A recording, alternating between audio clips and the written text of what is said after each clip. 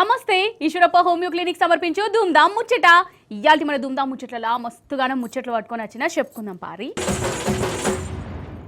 తెలంగాణ ఉద్యమం అప్పుడు కొన్ని ఆంధ్ర మీడియా ఛానళ్ళు పేపర్లు మన మీద ఎంత ఈసంగా అక్కినాయోల్లా మీ అందరికీ ఎరికే. ఇక కేసీఆర్ సార్ ముఖ్యమంత్రి అయినాక అన్ని సుప్సాప్ అయిపోయినాయి. సార్ ఇట్లా పక్కకు జరగగానే ఇగో మళ్ళీ ఇప్పుడు బుసగొడుతున్నాయి. తప్పుంటే తప్పనొచ్చు, రైట్ అయితే రైట్ అనాలే. కానీ తెలంగాణ మీద ఉద్యమకారుల మీద రుబాబ్ చేసుడేంది? ఎవరి హిమ్మత్ చూసుకొని గింతగానం మళ్ళీ రెచ్చిపోతురు. ఒక ఛానల్ అని కాదు, చాలా మటుకు గట్లనే మోపైనాయి. ఆగో మన రేవంత్ సార్కు చంద్రాల్ సార్కు చాలా ఇష్టమైన ఛానలు పేపర్ ఆంధ్రజ్యోతి కదా. గా ఆంధ్రజ్యోతుల ఛానల్ కు బీఆర్ఎస్ ఎమ్మెల్సీ తెలంగాణ ఉద్యమకారుడు తక్కెలపల్లి రవీందర్ సార్ వేయండు చర్చ కార్యక్రమానికి. సిట్టు విచారణ మీద ఆంధ్ర ఛానళ్లు ఉన్నాయి లేనట్టు లేని ఉన్నట్టు అబద్ధాలు వార్తలు చెప్పుకుంటూ పోయారు కదా. గీ లీకుల మీదనే రవీందర్ సార్ మాట్లాడుతుంటే యాంకర్ సీట్లో కూర్చున్నాయన get out my debate get out అని గదిరిచ్చిండోల్లా. ఏంది అసలు మన మీద వీళ్ళ రూబాబేంది? మాట్లాడదుదా అని వాళ్ళే పిలుస్తారు. వాళ్ళకు తగ్గట్టు మాట్లాడుకుంటే వాళ్ళు చేస్తున్న తప్పేందో చెప్తుంటే గెట్ అవుట్ అని అనుడెక్కడిది? దీన్నేమంటారు? అసలు గట్టిగా మాట్లాడితే గెట్ అవుట్ కావాల్సిన వాళ్ళు ఎవరు? తెలంగాణ ఛానల్ పెట్టి ఆంధ్ర పాట వాడేటోళ్ళు ఈడికెళ్ళి గెట్ అవుట్ కావాలి, గిట్లనే గరమైతుర్రు. అందుకే గిట్ల ఆంధ్ర మీడియా మన ఆత్మగౌరవం మీద దెబ్బతీసినందుకు మన తెలంగాణ జనాలు గరమైతురు. దిష్టి బొమ్మలు కాలబెట్టిరు. ఆ ఆంధ్ర ఛానళ్లు మనకు అవసరం లేదని ఉస్మానియా యూనివర్సిటీ విద్యార్థులు నిరసనలు చేస్తురు.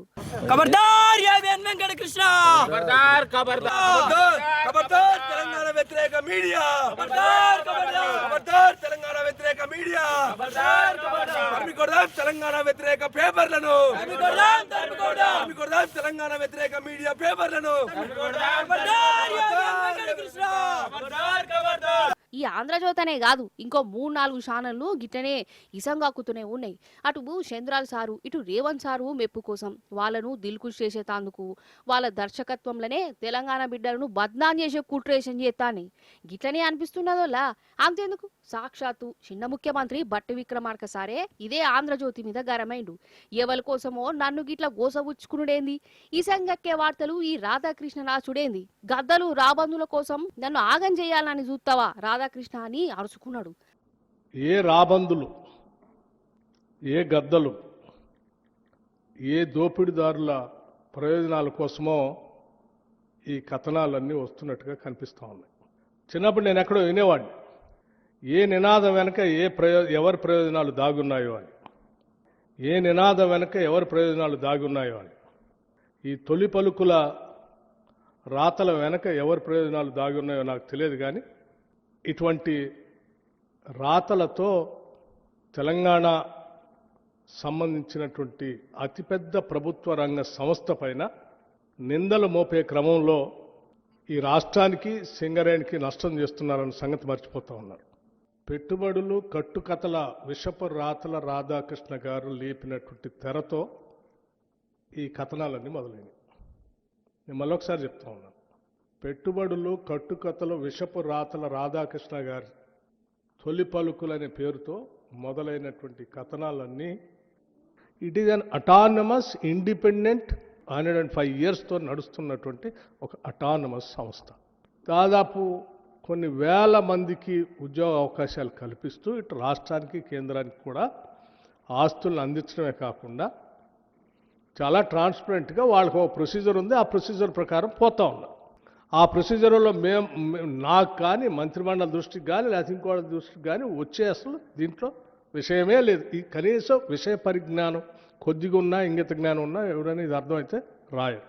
మీరు కూడా నజరేసే ఉంటారు. ఈ 2 ఏళ్ల సంధి ఈ ఆంధ్ర ఛానల్లో మన మీద ఎట్లా రెచ్చిపోతురోలా, ముఖ్యంగా బీఆర్ఎస్ లీడర్లు ఎట్లా బదనాం చేస్తున్నాయి. స్కాములు, కేసులు, హీరోయిన్లు, డ్రగ్స్ గిగ్స్ అనుకుంటా ఆధారం లేని వార్తలను ఇష్టం వచ్చిన తీర్ల రాసుకుంటూ పోయింది.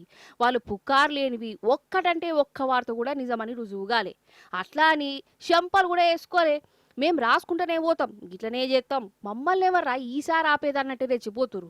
నిన్నటికి నిన్న కేటీఆర్ సారు విచారణలో కూడా లోపల గిట్లయితుంది గట్లయితుంది వాళ్ళను కూసోబెట్టి అడుగుతురు, ఈరావును కూసోబెట్టి నిలదీత్తురు అని ఒక రాతలు రాసిండా. ఆఖరికత్తి ఏమైంది, అవన్నీ ఉత్తముచ్చట్ని అని తేలిపోయింది. అంటే వీళ్ళు కావలుసుకొని ఇసంగక్కుదామని సూతాన్న అన్నట్టే కదా. తెలంగాణ బీఆర్ఎస్ లేకుండా చేయాలన్న కుట్రేషం కాకుంటే ఇంకేంటిది? అసలు గిసంటి ఛానళ్ళు పేపర్లు మనకు అవసరమా? మనం చూడాలన్నా, మనం చదవాలన్నా ఇసంటోళ్ళకి బుద్ధి చెప్పే తీరాలి కదా. గిట్లనే అంటారు జనం. ఇల్లు కట్టి చూడు, పెళ్లి చేసి చూడు అంటారు. అంటే ఇల్లు కట్టాలనన్నా పెళ్లి చేయాలనన్నా పెద్ద ఖర్చే. అంతెందుకోలా, జీవితంలో ఒక్కసారైనా పెళ్లి చేసుకునేది. కలకాలం యాదుండాలి అనుకుంటా ధూమ్ధామ్గా చేసుకుంటారు. అప్పులు చేస్తారు, తీరొక్క వంటలు పెడతారు. ఇక డెకరేషన్లు, ఫోటోషూట్లు, ఫంక్షన్ హాళ్ళు, వామ్మో, ఇట్లా పెళ్లి దావత్ కోసమే లోన్లు పెట్టి కిస్తీలు ఇంకా కట్టేటోళ్ళు కూడా ఉన్నారు. వల్ల అసొంటిది మిమ్మల్ని పెద్దోళ్ళ పెళ్లికి తోలుకపోతా. ఆ పెళ్లి ఎంత పెద్దగా చేసుకున్నారో చూడాలి మీరు. గిదేగా పెండ్లి కార్యం. అగో దండలు మార్చుకుంటురు, అంటే రిజిస్టర్ ఆఫీసులలో లగ్గం చేసుకుంటారు అన్నట్టు. దండల ఖర్చులు, పెళ్లి బట్టల ఖర్చు తప్ప ఏం లేదు. ఆయన పెళ్లికి లచ్చలు పోసినారా అనే ఆనందం ఇగో గిట్లా చిన్నగా చేసుకుంటూనే వచ్చింది వీళ్ళకు. అయినా రిజిస్టర్ ఆఫీసులలో ఇసంటి పెళ్లిళ్ళు అయితేనే ఉంటాయి కదా. ఇంట్లో ఏమున్నది స్పెషల్ అంటారా? ఉన్నది. ఈడ పెళ్లి కొడుకు ఐఏఎస్ ఆఫీసరు, పెళ్లి పిల్ల ఐపీఎస్ ఆఫీసరు. అంటే నెలకు లక్షల రూపాయల జీతం. అవసరమైతే పెద్ద స్టార్ హోటల్ అనే ఫంక్షన్ హాల్లో లగ్గం చేసుకోవచ్చు. వచ్చిన సుటపోలకు 20-30 రకాల వంటలు చేయవచ్చు. కానీ వీళ్ళు గసంటి ఏం చేయలే. పెండ్లెందుకు అనవసరమైన ఖర్చు? ఆ పైకంతోని గరీబోలకు అక్కడికచ్చే ఏదైనా పని చేసుకోవచ్చు కదా అని అనుకున్నారటనోళ్ళ. అందుకే ఐఏఎస్ ఐపీఎస్ అయినా కానీ చాలా సింపుల్ గా రిజిస్టర్ ఆఫీసుల దండలు మార్చుకున్నారు. ఇక సుటపోలను కూడా ఎక్కువ ఎవరిని విలువలే. కొంతమంది బాగా దగ్గరోళ్ళు, కొందరు ఆఫీసర్లు వచ్చి దీవెనార్థులు ఇచ్చారు.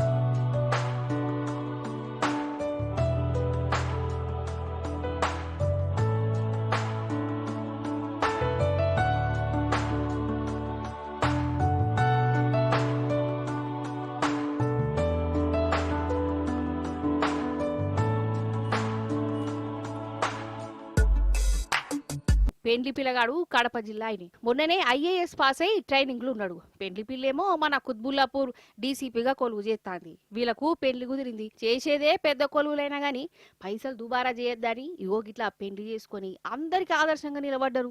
నిజంగా నాకు వీళ్ళని చూస్తే గ్రేట్ అంటే గ్రేట్ అనిపిస్తాందుల్లా.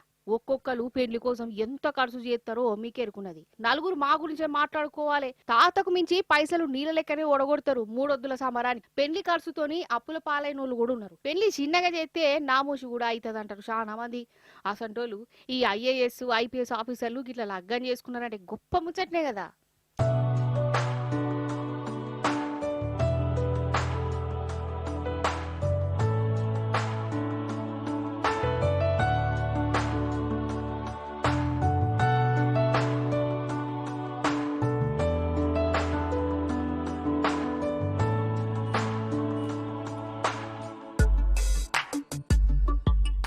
ఆలుమొగలంటేనే పాము ముంగిసెల్లెక్కుంటారని అంటారు. ఎందుకంటే ఆలుమొగల నడుమ ఒకరోజు కాకుండా ఇంకో రోజన్నా లొల్లులు పంచాయతీలు అయితేనే ఉంటాయి. ప్రతి ఇంట్లో నడిచే రామాయణమే ఇది. సరే, ఆ రామాయణం పక్కకు పెడితే ఇప్పుడు మనం ఒక ఊరికి పోదాం. ఆ ఊర్లో ఒక ఇల్లున్నది. ఆ ఇంట్లో ఆలుమొగలు ఉంటారు. పొద్దుగాలనే ఇంటామే పెనిమిటికి కొత్త తీర్ల సన్మానం చేసే కార్యం పెట్టుకున్నది. ఆ సన్మానాన్ని మీరు చూసుడే కావాలి. గిదేగా ఇల్లు. ఆ కొగ్గినను చూడుర్రి. అయ్యో, బీమార్ వచ్చిందా లేకుంటే ఏమన్నా పిచ్చి పట్టిందా? మంచానికి గట్ల కట్టేసిర్రేంది అని అనుకుంటురా? అయితే ఈయన ఇట్లా కట్టేసింది ఈయన ఇంటామనే. అగో, కాలరేకలు మంచానికి గట్టేసి పిస్తోల్తో బెదరగొడుతుంది. ఇయాల నా చేతులు అయిపోయినావు, నిన్ను చంపుతా అని బెదరగొట్టిందోల్లా. అంతేనే ఈయన అమ్మ నాయన వచ్చి కట్లిప్పిర్రు. మరి ఎందుకు ఇట్లా కట్టేసింది అంటారా? అయితే వీడు తాగుపోతాడట. దినాం దాగి ఇంటామను సతాయించుడు. ఇంటి విన ధ్యాస లేనే లేదు, సంపాదన అసలే లేదు. ఇంటామే పైసలను మందు తాగేతందుకు పోతం పెడతాడు. ఎన్నో మట్ల చెప్పి చూసింది. అయినా ఈయనలే మల్లో మల్క దాగచ్చి ఇంకా ఓవర్ యాక్షన్ చేసిండట. కథమిగా ఇంటామే వీని కాలు రెక్కలు కట్టేసి మందు బంద్ చేస్తావా, పిస్తోల్తో కాల్చి చంపాలనా అని గతిరించిందోల్లా. అంతల్ని అత్తమామ చీడిపిచ్చిర్రు. ఈ ఇంట్లో రోజుకిదే కథనటనుల్లా. పెన్మిటి తాగత్తే మంచానికి కట్టేసుడు, ఇయ్యరమయ్యర ఓటుడు. ఈ తాప తుపాకే బయటికి తీసిందట. ఇంక నయ్యం యాళ్లకు వీళ్ళొచ్చి ఆ తాగుబోతు కొడుకును కాపాడుకున్నారు. గిట్లున్నది తాగుబోతు పెనిమిటికి ఇంటామే చేసిన సన్మానం.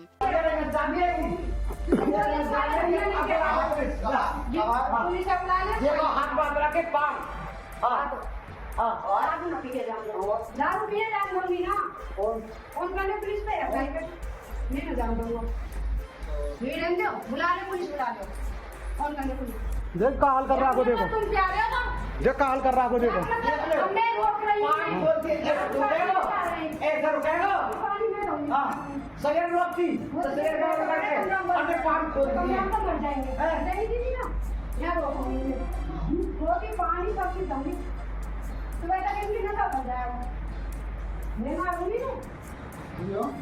అసలు మరి ఆమెకు గా పిస్తోలు ఏడికెళ్ళొచ్చిందోల్లా ఏమో పట్టుర్రి అన్నట్టు ఇది ఏడ జరిగిందో చెప్పలేదు కదా మీకు. ఉత్తరప్రదేశ్ రాష్ట్రం అలీగఢ్లో జరిగిందట. బ్యాంకుకి ఎవరు పోతారు? బ్యాంకులో పనున్నోళ్ళు పోతారు, అందులో పనిచేసేటోళ్ళు పోతారు, చీకటి పడితే దొంగలు కూడా పోతారు. కానీ ఒక బ్యాంకుకు మాత్రం ఎవరొచ్చిర్రో ఎరికేనా? నేను చెప్పుడు కాదు, మీరు చూడాలి గంతే. ఆగో చూస్తుర్రా బ్యాంకుకి వచ్చిన కస్టమరు ఎట్లా ఎగురుతుందో. జింక పిల్లనోళ్ళ బ్యాంకులా ఎవరి పనులలో వాళ్ళు ఉంటే ఎట్లా తొవ్వ దొరక పట్టుకున్నదో గాని గీ జింక బ్యాంకులకు రానే వచ్చింది. పైసలు సందుగా కాడికి పోయింది, పైసలను తీసే ఉపాయం చేసింది. వాళ్ళు అటటు కొట్టంగానే ఆగో చూడు బ్యాంకులంతా ఎట్లా బ్రేక్ డాన్సులు చేస్తాందో.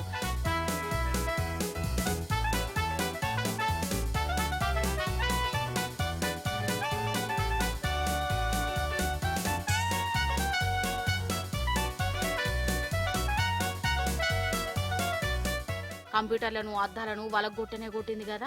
ఇక దీన్ని దొరకబట్టేందుకు పోలీసు వాళ్ళు వచ్చిర్రు. అయినా కానీ అది ఆగుతే కదా వాళ్ళను 30 తిప్పలు పెట్టి 3 షేర్ల నీళ్ళు దాపిచ్చింది.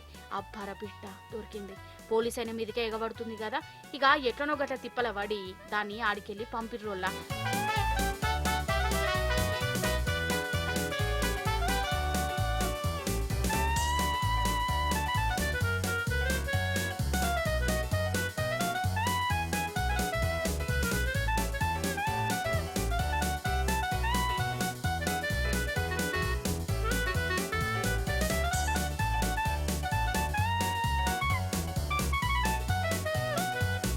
చూడు ఎగురుకుంటా దునుక్కుంటే ఎట్లా పోతాందో.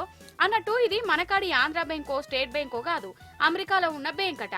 ఆడికే వచ్చింది అమెరికా జింక.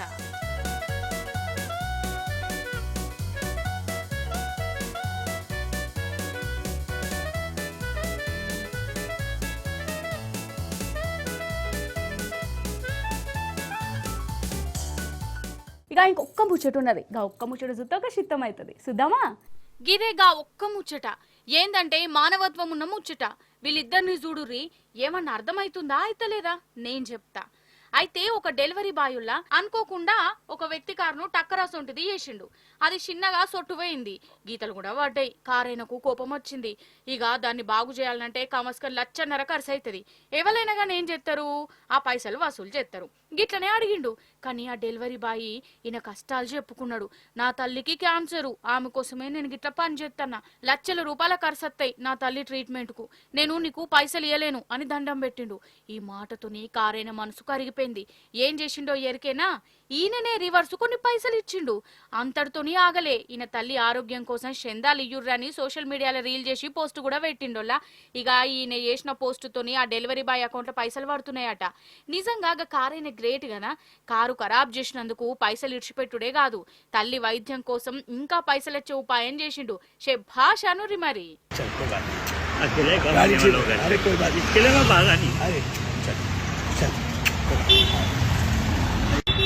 तो भाई अभी पता चला है कि भाई की मम्मी को कैंसर है लास्ट स्टेज का.